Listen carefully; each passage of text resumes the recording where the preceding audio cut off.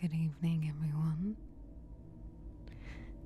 Today, we're going to do things a little bit different because today I'm going to read you a story. As promised, you wanted something a little scary. So today, I will be reading you a story called Demented Marionette by Caleb M. Foster.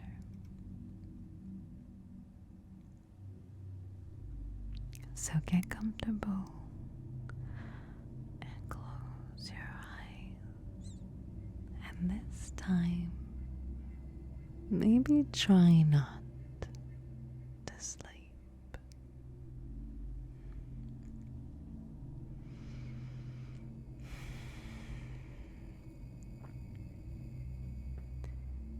I watched the fog creep along the ground and through the tree line at the edge of the property in a daze.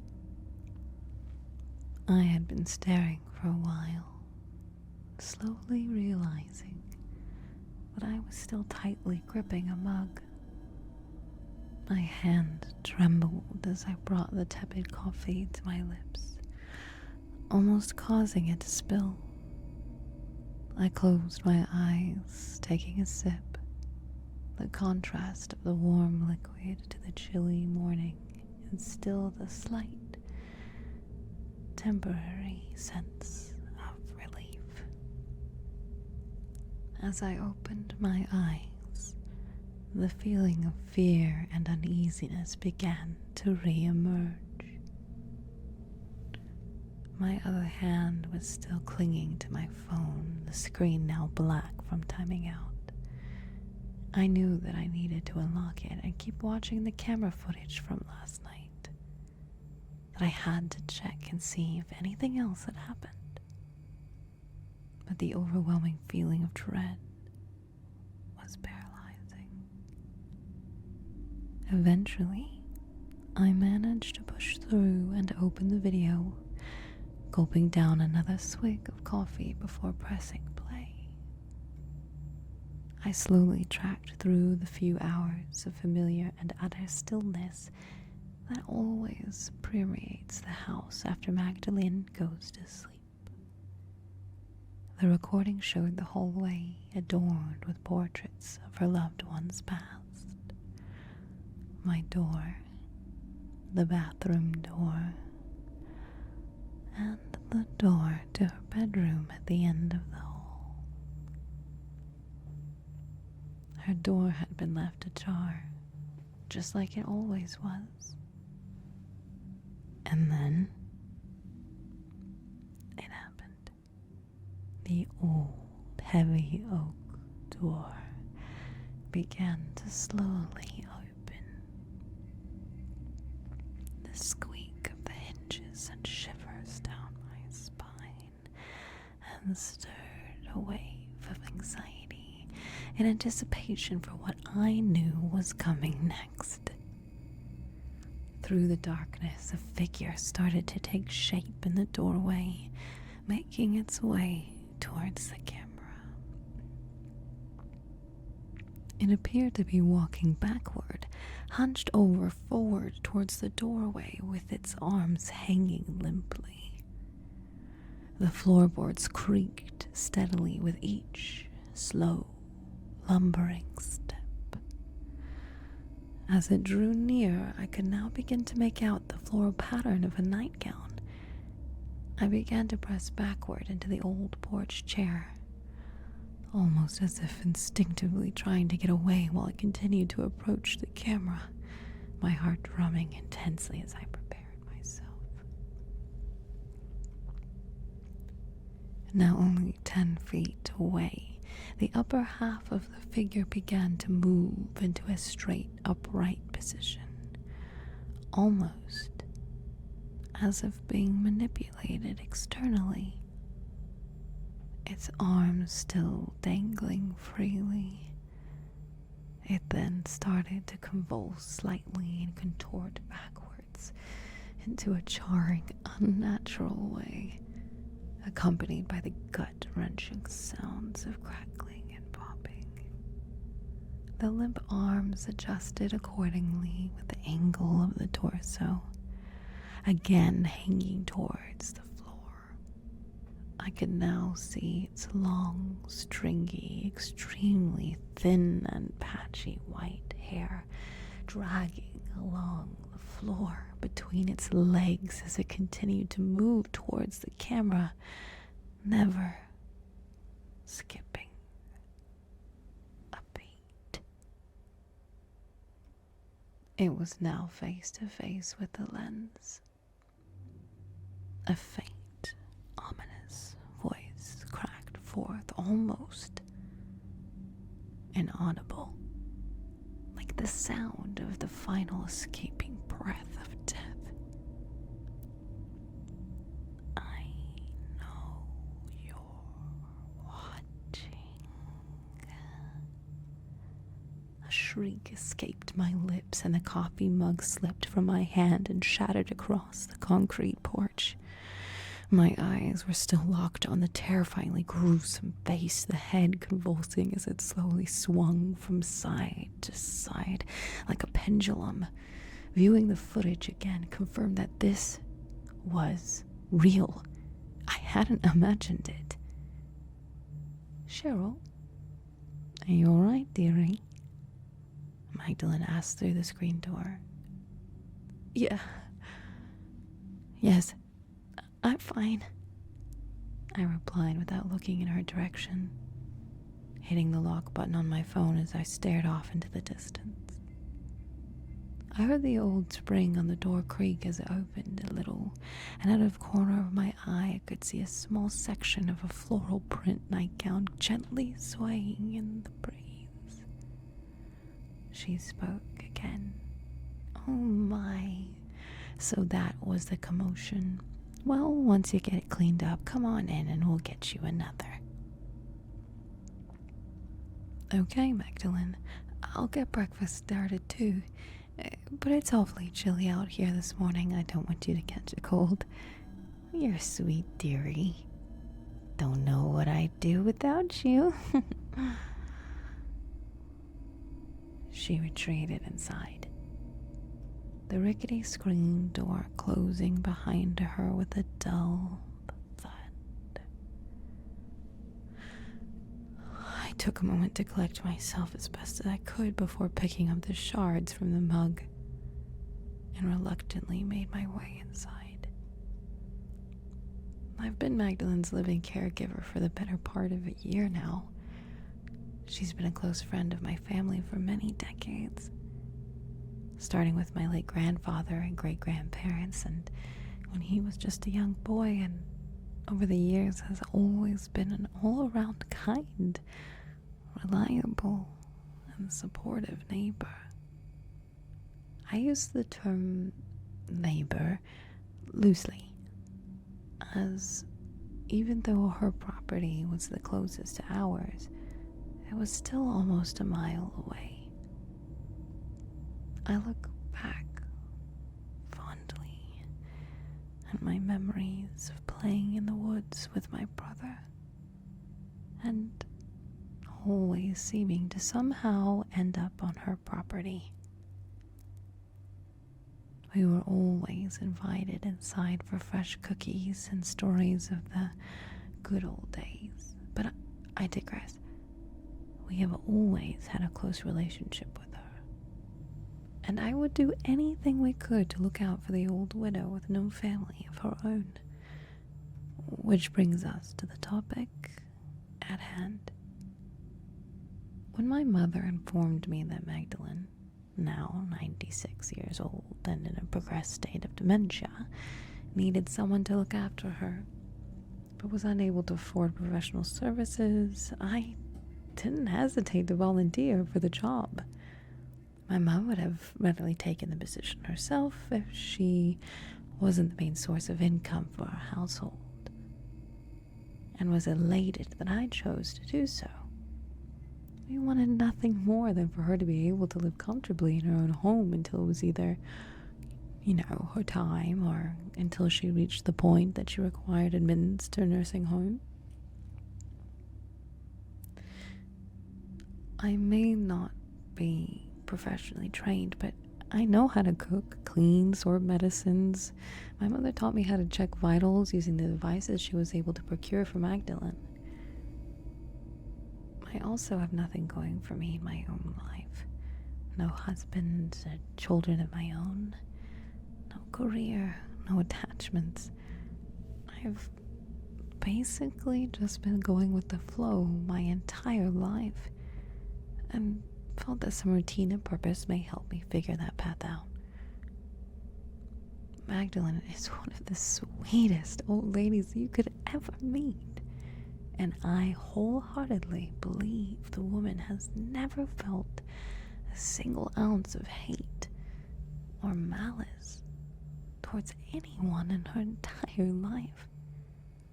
I fully expected her not to recognize me, or at the very least not be able to remember my name, but she never seemed to have issues recognizing who I am. Being a caregiver is in no way an easy job, and progressively takes a toll, but to me, it was worth doing for her. Everything was going smoothly until a few weeks ago. Late night, after what I refer to as her bedtime mumbling had ceased, signifying that she was now fully asleep, I laid awake in dead silence, thinking about life. Then, all of a sudden, I heard what sounded like the steps of bare feet passing my bedroom door and going towards her room. Only there was something off about them. It sounded as if the feet had long nails that were clacking against the hardwood floor with each step. I quietly sat up in bed, now listening closely. It wasn't at all uncommon for her to get up to the bathroom on her own during the night, and her dementia hadn't progressed to the point of having to worry about her wandering off just yet. But I knew it wasn't her. Not only had I not heard her get up and leave her room, the creaky door was, as well as dragging her feet, always being dead giveaways, but I always had just clipped and painted both of her finger and toenails earlier that day. The footsteps approached the door to her room and were followed promptly by the sound of her door creaking open. I was slightly startled, but admittedly I was also curious and obligated to investigate. I slowly moved the thick handmade quilt to the side and gently crept towards my bedroom door, placing my ear against it in an attempt to better hear whatever may be happening on the other side. Silence. Utter silence. Stillness. There was no doubt in my mind that whatever and whoever was walking around was still standing in that doorway, as I hadn't heard any more footsteps after the door opened, nor the sound of Magdalene getting back into bed. I hesitantly wrapped my hand around the doorknob and began to turn it, trying my best not to make a sound. After opening the door just a crack, I peered out into the darkness towards her bedroom. against the pale light of the moon beaming in through the gap in the curtains, adorning her old bay-style window, I could make out what appeared to be the silhouette of a tall, brooding figure, stooping down as if looking at Magdalene. Her bed was situated beneath the window with the headboard against the adjacent wall. The shape wasn't beside her bed, nor was it on it. It appeared to be hovering above Magdalene. I could see her laying in the bed, still sleeping. "Everything all right, dearie?" I heard Magdalene call out, followed by instantly the click of the lamp on her nightstand turning on, and I couldn't believe my eyes. There was Magdalene, now sitting straight up in her bed, her eyes locked onto mine as if she had been awake and watching me the entire time. The silhouette seemed to have disappeared. I stared at her for a moment, mouth agape, before finally responding, yeah, oh, yes, everything's fine. I thought you were asleep. I was just checking on you." Magdalene smiled. That same genuine smile that never faltered, even without her dentures in. "I'm quite all right, don't you worry. Better go on and get yourself to bed. I'm gonna do the same." "All right, good night, Magdalene." "Good night, dear."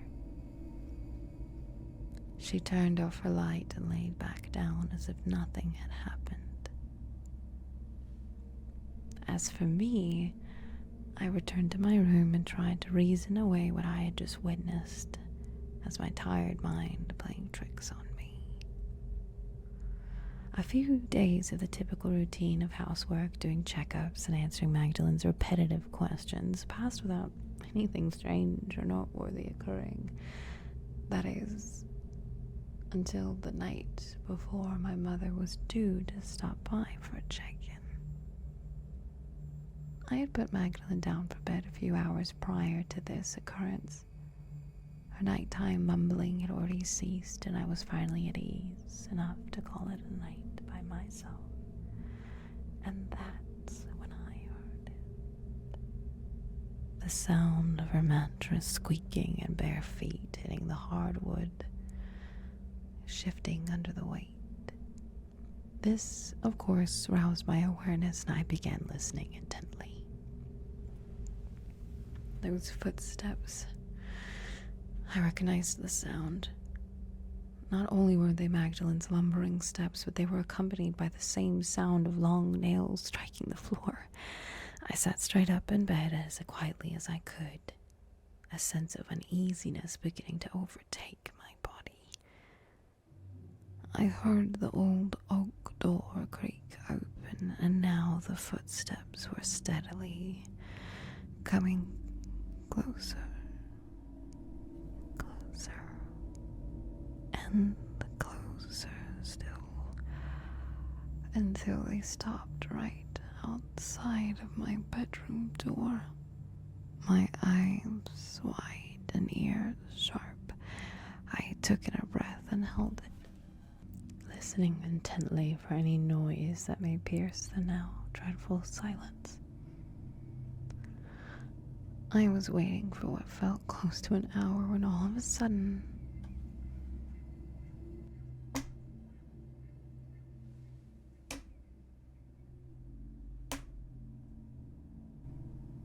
I didn't know what to think or do. I knew in my mind that Magdalene could have simply progressed to a new stage of dementia, maybe something akin to a wandering stage. I've been told the condition of individuals with dementia can change suddenly, even overnight in some cases, but the anxiety that was now beginning to afflict my body would not allow me to investigate. So I continued to listen, and that's when a new sound emerged. Mumbling. It was reminiscent of her bedtime mumbling, though something seemed off about it. Normally I could make out a few of her murmurings here and there, but now, even though she was just on the other side of the door, I couldn't make heads or tails of it. It was more difficult to discern than her speech when she was laying in bed further away.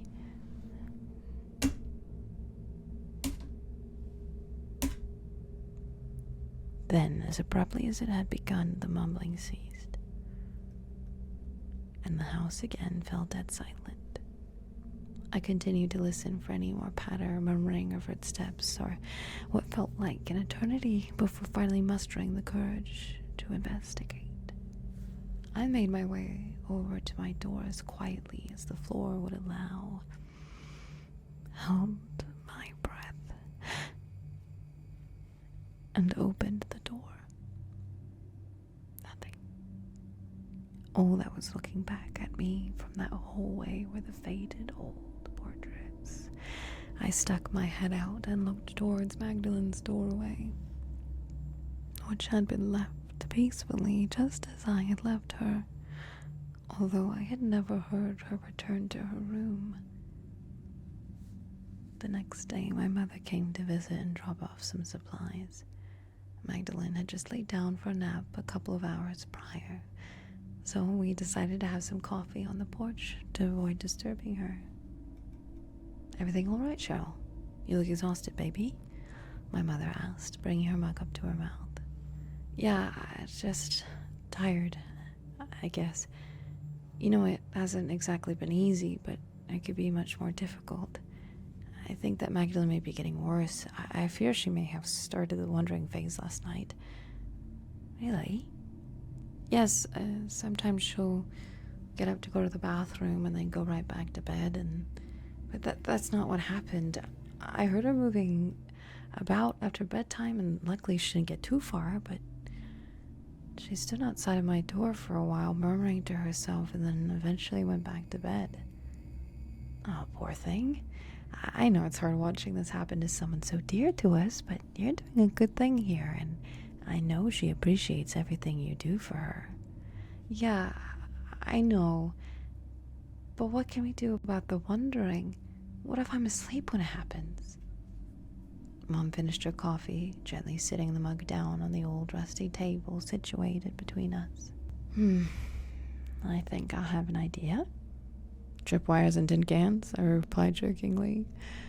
"No, don't be silly. No, I think I'll order you those motion cameras, like the ones we have outside to keep watch on the chickens. And you can set them up in the house at night before bed, and that way she'll never even know that they were there, and it won't disrupt her routine." "That is a good idea, Mom. But there's one problem. Magdalene doesn't have Wi-Fi. You don't need it. They can run off your mobile hotspot. Just make sure your phone is charged at night." "That Jody I hear out there?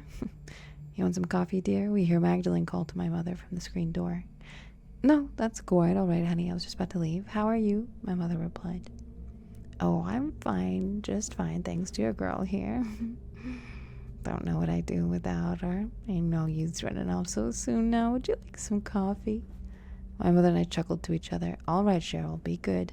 I'll bring those to you as soon as I can tomorrow. Call if you need anything." The rest of the day proceeded as usual, utterly unremarkable and monotonous until night fell.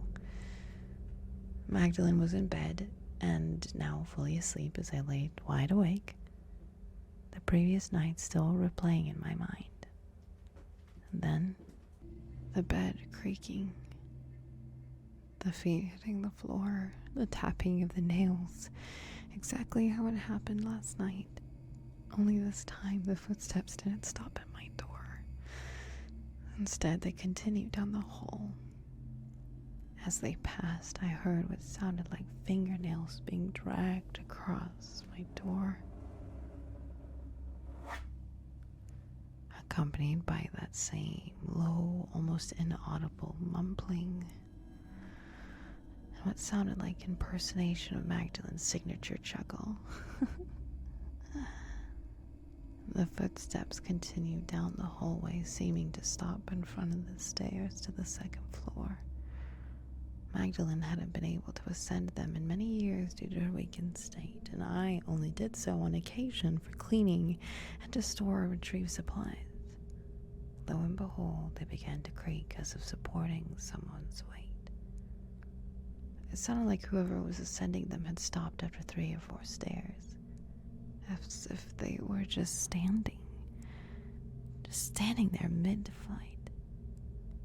As unsettled as I was, I knew I had to get out of there and see what was going on, that Magdalene's safety might be at stake.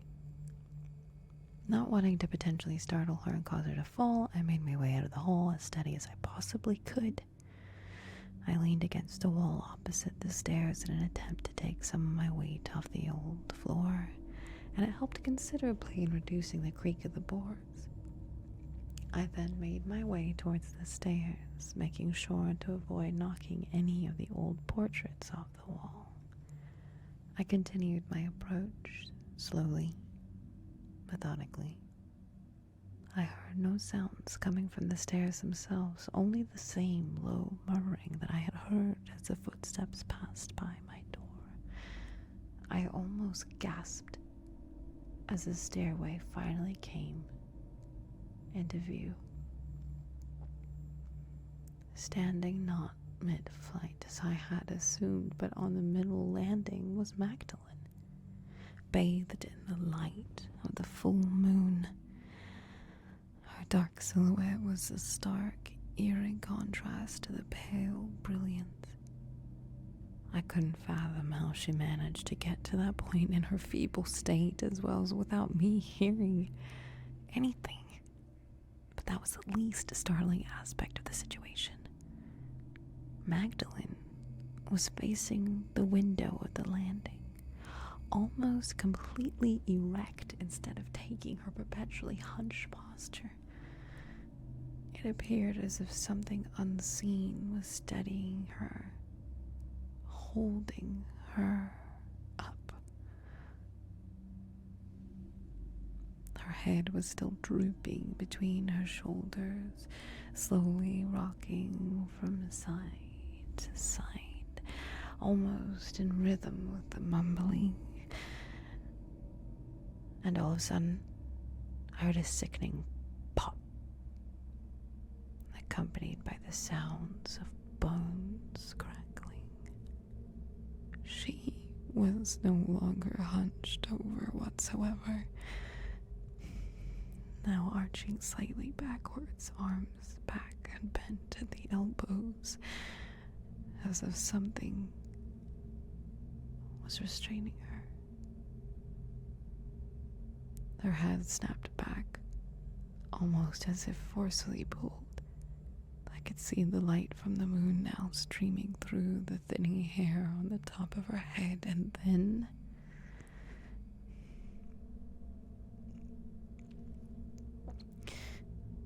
I saw it. It was extremely faint, but I could now make out the shape of the same silhouette I saw in her room, towering over her like a giant. I threw my hand over my mouth to prevent myself from screaming, but in doing so, I accidentally knocked off one of the portraits off the wall, sending it towards the floor with a crash that pierced the silence. The mumbling stopped. I was frozen in place, absolutely horrified and cursing myself internally, eyes locked on to her in anticipation.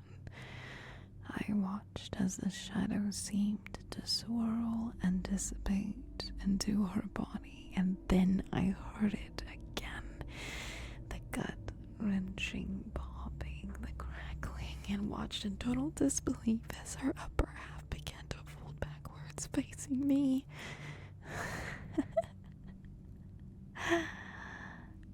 I darted back into my room faster than I had ever run in my life, slamming the door and locking it with the old barrel skeleton key I kept on the table next to it. I waited and listened, fully expecting to hear footsteps followed by Magdalene trying to get through the door, but I heard nothing. It was dead quiet, and I stood there in the middle of my room, frozen, my heart about to burst through my chest. It felt like time was standing still.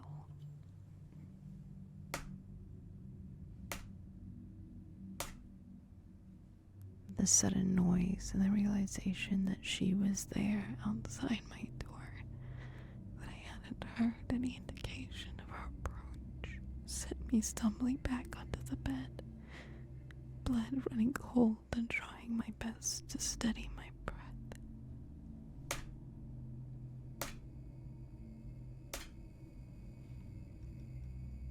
I stayed awake nearly the entire night, long after the tapping had stopped and long after I was sure that she had returned to bed, even though I never told her or heard her to do so. Eventually, I gathered the strength to venture out of my room.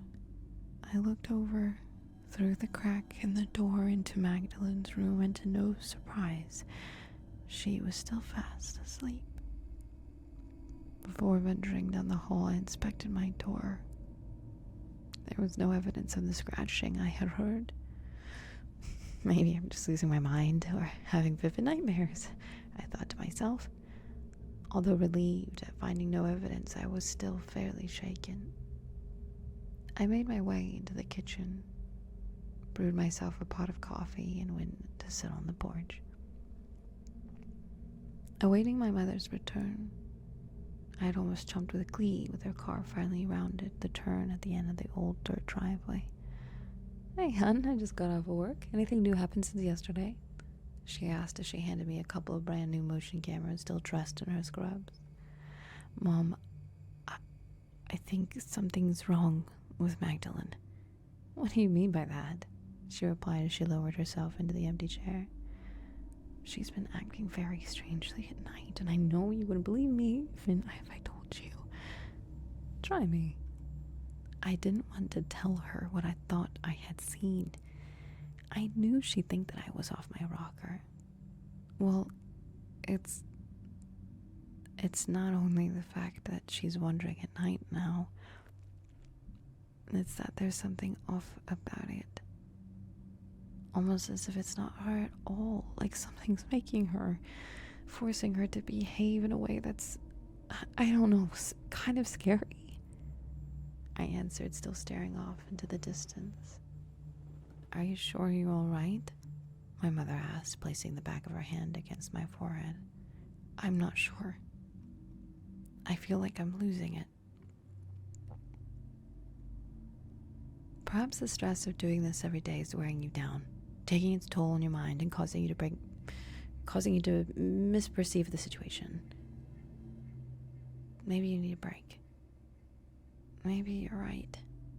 Tell you what, if you can hang out and hang on for about another week or so, I'll put in for a vacation from work and take over for you for a little so that you can rest."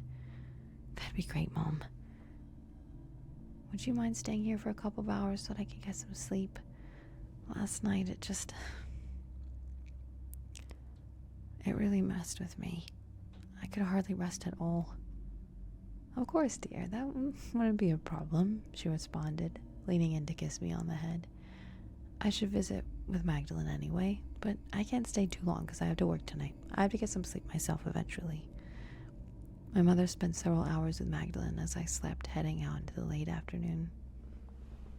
"Remember, Cheryl," she said as she was getting into her car, "they work off of motion by default, so place them somewhere they will see her.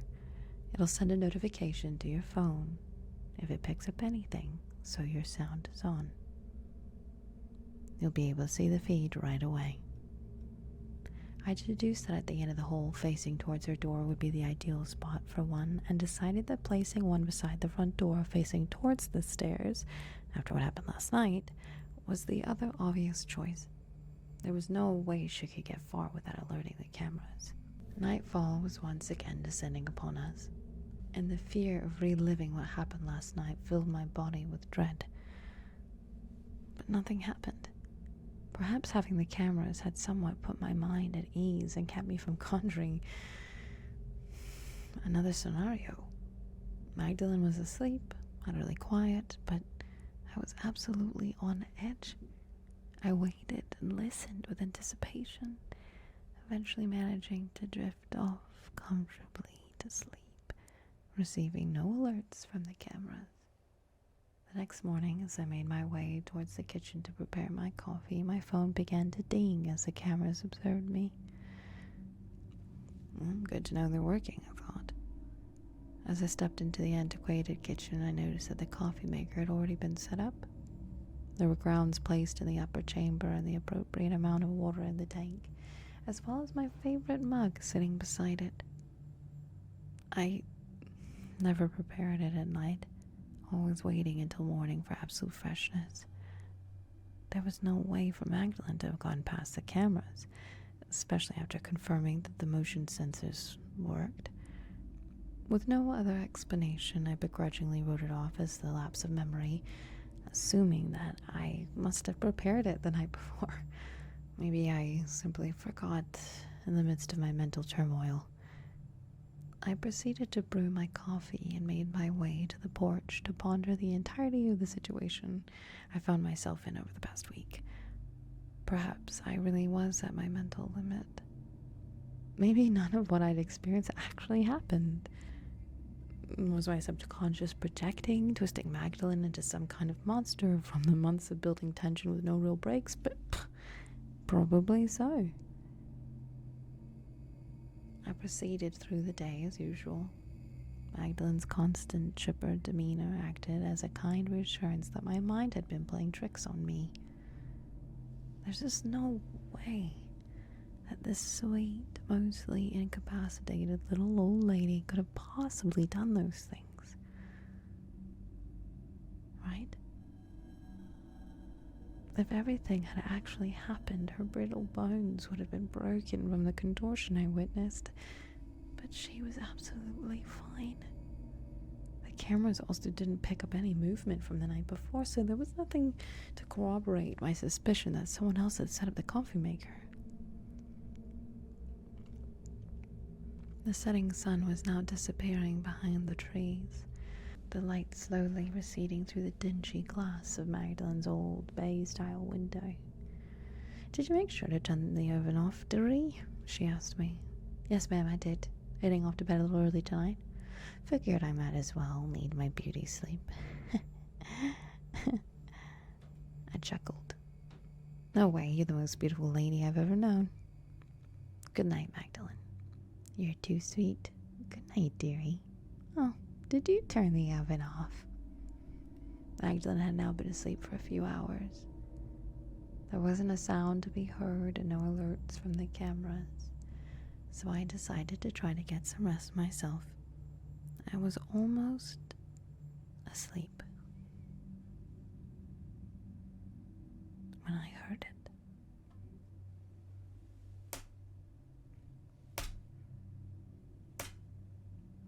I shot straight up in bed. Not again, I thought to myself. But this time I hadn't heard a thing before the taps. Not her bed, no footsteps, nothing. I figured I had to be imagining it. I picked up my phone, no alerts.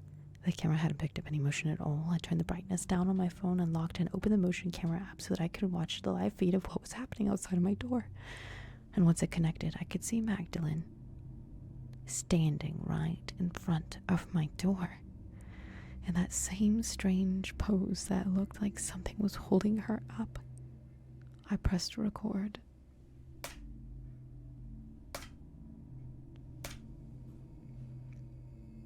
I could see her outstretched finger, her hand making the motion of the tap, but her finger wasn't connecting with the door. I heard the mumbling start and instinctively turned my head towards the sound for a brief second.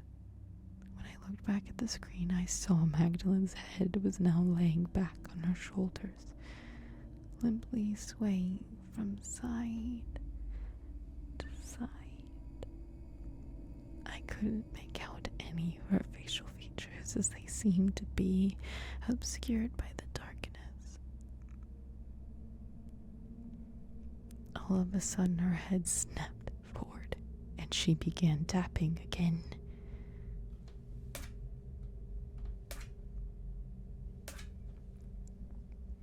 I zoomed in so that I could see her hand more clearly.